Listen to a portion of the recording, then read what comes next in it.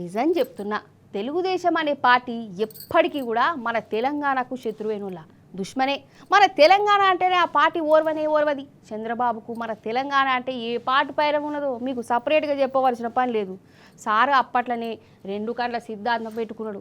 సరే ఎవరి రాష్ట్రం వాళ్ళది అయిపోయింది కదా, ఎవరితో వాళ్ళు చూసుకుంటారు కదా అని అనుకుంటే ఇంకా ఇసంగాక్కుతూనే ఉన్నారు. అగు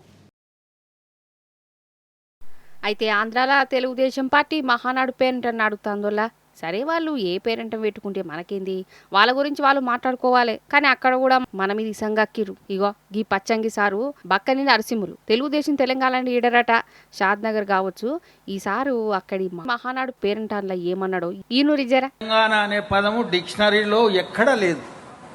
ఆంధ్ర అని ఆంధ్రకు కొన్ని పదాలు ఉన్నాయి, తెలంగాణకు డిక్షనరీలో లేదు.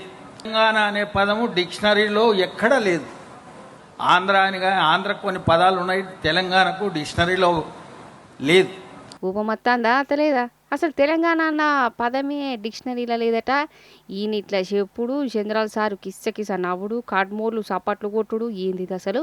మన తెలంగాణ మీద ఇంకా ఇసంగాకుడేంది ఈ పచ్చపార్టీ లీడర్లు. అసలు తెలంగాణ అన్న పదమే డిక్షనరీలో లేకుంటే ఇన్నొందులు ఏడున్నాడు కావచ్చు. ఈయనే షాద్ నగర్ ఏడున్నది. ఏమన్నా తెలివిగల ముచ్చట్నేనా? చంద్రాల సారు మెప్పు కోసం మన తెలంగాణ మీద ఈడ్చుడింది అంటే చూడు, వీళ్ళు మన మీద ఎంత పగబెట్టు, ఎంత కుళ్ళు పోతుతానం, కండమంటతానం ఉన్నదో. అయినా ఇప్పుడు కూడా వీళ్ళకు మన తెలంగాణ మీద గిట్లా అనడానికి ధైర్యం ఎక్కడిది? ఏడికెళ్ళొచ్చింది? ఎవరిచ్చిరు? అంటే ఈడ శిష్యుడు రేవంత్ సారే పరిపాలిస్తున్నాడన్న ధైర్యమా, రిమోట్ కంట్రోల్ మన చేతుల్లోనే ఉన్నది కదా అని చంద్రాల సారు అనుకుంటుండా? లేకుంటే గింత అభిమానంగా మాట్లాడేందోలా తెలంగాణ పదమే డిక్షనరీలో లేదట. డిక్షనరీలా ఈ మాటలు టీవీలో ఇంటుంటేనే కోపం వస్తున్నది. మరి ఆన్నే ఉన్న తెలంగాణ తెలుగుదేశం లీడర్లకు శీవ కుట్టినట్టు కూడా ఉండలేదు. కంసే కం ఇక్కడున్న కాంగ్రెస్ లీడర్లు కూడా ఖండించుడు అసంటిది చేస్తనే లేరు. గట్టున్నది కథ.